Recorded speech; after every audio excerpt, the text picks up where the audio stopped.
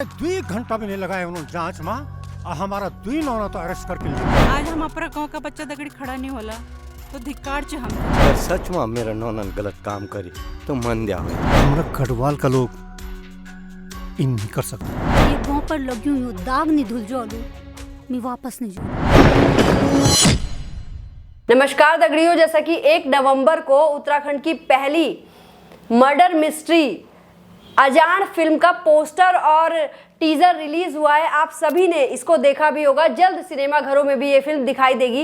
इस फिल्म के निर्माता और इस फिल्म में अभिनेता की भूमिका निभाने वाले राम नेगी जी, जो कि फिल्मों से 14 साल का वनवास काटने के बाद वापस इस इंडस्ट्री में लौटे हैं, उन्होंने इस फिल्म को बनाया है और आज उत्तराखंड की नौनी के स्टूडियो पहुंचे हैं। तो राम नेगी जी, सबसे पहले तो उत्तराखंड की नौनी के स्टूडियो आने के लिए, हमें इंटरव्यू साक्षात्कार देने के लिए आपका बहुत बहुत धन्यवाद। धन्यवाद। सबसे पहला सवाल तो यही रहेगा कि 14 साल इन सब चीज़ों से दूर रहने के बाद अपना अहम समय आपने अपने दूसरे काम को दिया।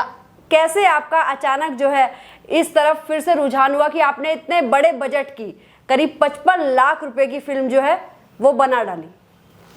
देखो, पहले तो एक कलाकार के नाते मैं आपको बताना चाहता हूँ जी कि कला अंदर रहती है, वो चाहे 14 साल हो चाहे 20 साल बाद वो अपने रूप में बाहर आएगी आएगी। तो एज ए प्रोड्यूसर मैंने ये 14 साल बाद ये निर्णय लिया कि मेरे पास कुछ ऐसी व्यवस्था थी पैसे की जिससे मैं बना सकता हूँ। तो दिमाग में आया और काम के बजाय भाई ये मेरा क्षेत्र है पुराना, इसमें मैं दोबारा से एक ऐसी फिल्म बनाऊँ ताकि नए बच्चे जो आज के यूथ है जो वो देखें ऐसी फिल्मों को, क्योंकि आज क्या है कि बच्चे हमारी फिल्मों को कम देख रहे हैं।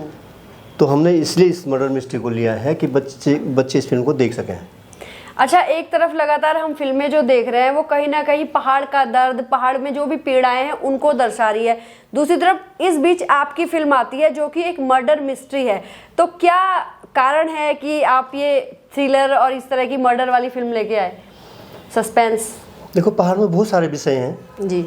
हर कोई प्लान पे काम करता रहेगा तो और भी सब्जेक्ट हैं, हम उस पर भी हम जैसे हमने ये मर्डर मिस्ट्री ये देखा कि होता है जैसे प्लेन में अगर किसी प्रकार का कोई मर्डर हो रहा तो पहाड़ में भी होता है, लेकिन ये है कि वहाँ के लोग इसमें इन्वॉल्व नहीं होते। हमने ये चीज़ इस फिल्म के माध्यम से दिखाई है। बिल्कुल बिल्कुल, मतलब इस पहाड़ की थोड़ी सी हम शॉर्ट में जो आपने मतलब कि फिल्म की जो स्टोरी है वो शॉर्ट में हम जानना भी चाहेंगे। इससे एक मैसेज भी पता लग जाएगा कि रीज़न क्या है इस फिल्म को बनाने का। ये फिल्म को बनाने का रीज़न ये है कि हमारे पहाड़ में मतलब जो हमारे पहाड़ के बच्चे होते हैं वो ठीक है, थोड़ी बहुत आदतें होती हैं बच्चों की, खराब बचपना होता है, लेकिन ऐसा नहीं होता कि हमारे पहाड़ का बच्चा किसी का मर्डर कर दे, किसी के साथ रेप कर दे। जो हमने जो स्टोरी ली है वो ऐसा हुआ है कहीं पे कि भाई अगर पहाड़ में किसी का मर्डर हुआ है किसी का, तो वहाँ के लोगों ने नहीं किया है। तो इसको हमने फिल्म में कहानी, जो हमारे अनुज जोशी जी हैं जो इस फिल्म के मेरे डायरेक्टर भी हैं, उनकी ये कहानी थी तो उन्होंने मुझे सुनाई तो मुझे अच्छा लगा। मैंने कहा भाई यूथ अगर जुड़ेगा तो इस कहानी से जुड़ सकता है, इसलिए इस फिल्म को बनाने का हमने एक प्रयास किया है। जी जी जी। तो कहीं ना कहीं एक मैसेज है कि हमारे पहाड़ के लोग जो है वो आज भी इतने भोले हैं कि ये सब हरकतें नहीं करते, और अगर करते हैं तो शायद कहीं ना कहीं उनके परिवार वाले ही पहले उनसे मुंह मोड़ लेते हैं। बिल्कुल ऐसा भी है। बिल्कुल सही है। मतलब परिवार वाले तो बच्चों को फिर घर, मतलब अगर किसी ने गलत कर दिया तो अपने बच्चों को त्याग देते हैं। उस परिवार का एक बेटा है और उसने बोल दिया अगर मेरे बच्चे ने अगर ये किसी के साथ गलत किया है तो मैं आज से इस बच्चे को त्याग देता, मैं इसको घर में ही नहीं आने दूंगा। तो हमारे तो खून में है ये पहाड़ों के कि गलत तो देख ही नहीं सकते ना कर सकते हैं। बहुत ही अच्छा मैसेज देती हुई फिल्म। अच्छा, कहाँ कहाँ इनको देख सकते हैं, कब ये आने वाली है सिनेमाघरों में? ये 24 नवंबर को हमारा प्रयास है कि हम दिल्ली, देहरादून, कोटद्वार सब इन हॉलों पे हम रिलीज़ करने वाले हैं। जी जी जी। अभी तक 24 नवंबर की हमारी डेट फाइनल है, फिर आगे देखते हैं कुछ आगे ऐसा कुछ आगे पीछे हुआ तो भी हम आपको बताएंगे। अच्छा खासा इन्वेस्टमेंट आपने इस मूवी में किया। आपको लगता है कि जितना इन्वेस्टमेंट यहाँ कर रहे हैं फिल्म निर्माता, उतना जो है वो वापस आ पाता है? बिल्कुल। अब पहले से तो अब कुछ सरकार ने जो अच्छी व्यवस्था करी है, सिंगल विंडो सिस्टम है जिसमें हमारा समय कम बर्बाद होता है, या बाहर से जो लोग आते हैं उनका भी समय कम बर्बाद होता है। सारा काम एक जगह पे जल्दी से परमिशन हो जाती है हर जगह शूट की। दूसरा क्या है कि जो रीजनल फिल्म के लिए हमको एक सब्सिडी दी गई है, हालांकि बहुत काफ़ी नहीं है, पर ये समझ सकते हैं हम कि अभी हमको इसको उठाने के लिए ठीक है, हम लोग उस पर काम करें। ये है कि कम से कम हमारा जो पैसा लगा है वो नुकसान तो नहीं होगा। तो ये सोच सकते हैं, मान लो मैंने जो अभी 60-65 लाख लगाए हैं तो वो मेरा अगर रिटर्न आता है तो मैं उसको उसी में फिर दोबारा से लगाऊंगा। ये तो एक व्यवसाय है, नफा नुकसान तो देखना बात की बात है। बिल्कुल बिल्कुल। अच्छा, आशा फिल्म्स एंड टेलीविजन के आप निर्माता हैं, इसके बैनर तले कितनी फिल्में अब तक आप बना चुके हैं? जी, मैं इसके बैनर तले मैंने तो एक फिल्म बनाई थी धरती मेरा गढ़वाल की, और मेरा ये 2003 का बैनर है। 2003 से ये मेरा चल रहा था। उसमें हमने पहले एल्बम्स का काफ़ी बोलबाला था, टाइम था, तो उसमें नए नए बच्चों को बहुत प्रोत्साहन किया, आगे बढ़ाया। कई एल्बम्स बनाए, छोटी मूवी बनाई, लेकिन बड़ी जो मेरी फिल्म थी वो आशा फिल्म्स के बैनर तले वो धरती मेरा गढ़वाल थी। संजोग फिल्म भी आप बना चुके हैं? संजोग में मैंने को प्रोड्यूसर और एक्टिंग करी है जी। अच्छा, बतौर अभिनेता काम किया है। और दूरदर्शन के लिए भी आप कर चुके हैं शोज, फिल्में? जी, दूरदर्शन के लिए तो मैंने फिल्में डायरेक्ट करी हैं। असल में जो हिंदी की टेली फिल्में हैं, मित्रों मरजानी, सुषमा जैसी मतलब अच्छी फिल्में, जो एक जो हमारी जो एक पंजाब की एक अच्छी राइटर हैं कृष्णा सोपती जी, उनका ये उपन्यास है, उस पर बनाई थी, और आज भी दूरदर्शन में वो टेलीकास्ट रिपीट होता रहता है। अच्छा, बहुत बढ़िया। अच्छा, 14 साल पहले जी, और अब की बात हम करें तो जब वो दौर था जब आपने फिल्में बनाई या फिल्मों में काम किया, और अब आप लौटे हैं, तो तब के दौर में और अब के दौर में क्या क्या परिवर्तन आपको देखने को मिल रहे हैं? देखो, एक तो आज के दौर में हमको देहरादून में सारी चीज़ें मिल जाती हैं। जैसे आपने स्टूडियो खोला है और लोगों ने स्टूडियो, रिकॉर्डिंग स्टूडियो अच्छे अच्छे बन गए हैं, लाइट्स वगैरह या एडिटिंग बहुत सारी, मेरा खुद अपना सेटअप है जी।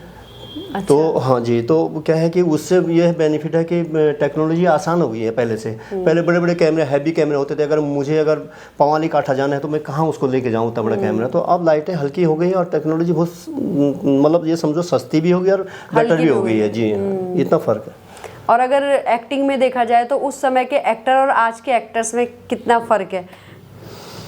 आज के तो देखो, आज एक्टिंग ऐसी हो गई कि एक्टिंग करनी ही नहीं है। जो फिल्में बन रही हैं उनमें तो एक्टिंग करनी नहीं है। पहले ये होता था रिहर्सल हो रही है, एक्टिंग करनी, सब टेंशन में है। अब क्या, आपको रियल जो करना है वो करें आप, वो एक्टिंग हो गई। आज का जो दौर चल रहा है, चाहे वो फिल्मों का हो या आपकी जो आजकल वेब सीरीज आ रही हैं, सब यही चल रहा है। जैसे आप आज के टाइम में कुछ भी पहनते हैं तो फैशन हो जाता है, तो आज के दौर में आप कुछ भी करते हैं तो वो एक्टिंग हो जाती है। जी, कुछ ऐसा ही ये समझ लीजिए। जी जी जी। लेकिन सब्जेक्ट से जुड़ा रहना एक आर्टिस्ट का बहुत ज़रूरी है। उस सब्जेक्ट को समझे, उस पर जुड़ा रहे तो वो निश्चित है वो उस भूमिका में पार हो जाता है। भविष्य की आपकी योजनाएं और कुछ आप लाने वाले हैं? बिल्कुल बिल्कुल बिल्कुल। हमने तो अब क्या है, आप समझ रहे हैं, आपने खुद ही बोला 14 साल बदमाश के बाद, तो मैं पीछे नहीं देखने गया है अब हिसाब किताब। अब ये है कि अब एक के बाद एक प्रोजेक्ट मेरे शुरू हैं। मेरे बड़े भाई साहब हैं बलराज नेगी जी, अभी मैं अपना खुद का एक चैनल लॉन्च कर रहा हूँ, जिसमें भाई साहब ने अभी एक जीतू बगडवाल नृत्य नाटिका बहुत सुंदर बनाई है। अच्छा। वो आपको 24 मिनट की देखने को मिलेगी, बहुत जल्दी उसका हम शूट करने वाले हैं। वो पहले भी करते रहे हैं नृत्य नाटिका ना? हाँ, भाई साहब ने बहुत सारे बॉम्बे में बहुत सारे नाटक हैं, और वो एक मतलब उस समय का भी एक एक्सपेरिमेंट था, और अब तो एक नई चीज़ हो जाएगी देखने के लिए जी। बिल्कुल बिल्कुल। चलिए ठीक है, बहुत बहुत शुभकामनाएं आपको, और बहुत सारा जो है आगे बढ़ते रहे। वनवास का समय खत्म हो गया और बहुत कुछ जो है राम जी अब बहुत कुछ नया लाने वाले हैं। उत्तराखंड की नौनी के स्टूडियो में आज आप आए। उत्तराखंड की नौनी, आप खुद ही पहाड़ी है, नौनी बेटी, तो हमारी बेटी महिलाओं के लिए भी एक मैसेज दे दीजिए। उत्तराखंड की नौनी जो आपका एक ये चैनल चल रहा है, मतलब आप समझिए कि हर घर तक पहुंचने वाला है, और जो कमी रह जाएगी आप उसको पूरा करेंगे, मेरा ये। और साथ में मैं सब लोगों को ये एक मैसेज देना चाहता हूं कि आप लोग ज़्यादा से ज़्यादा इस चैनल को देखें, क्योंकि बहुत सारी चीज़ें इसमें जुड़ी हुई हैं जो हमारे बच्चों से, बेटियों से, माँ बहनों से, और हम भी कोशिश करेंगे जितना इस चैनल के लिए सहयोग कर सकेंगे। धन्यवाद, बहुत बहुत धन्यवाद आपका। आप यहाँ आए, हमसे जुड़े, इतनी अच्छी बातचीत की, आपका बहुत बहुत धन्यवाद राम जी।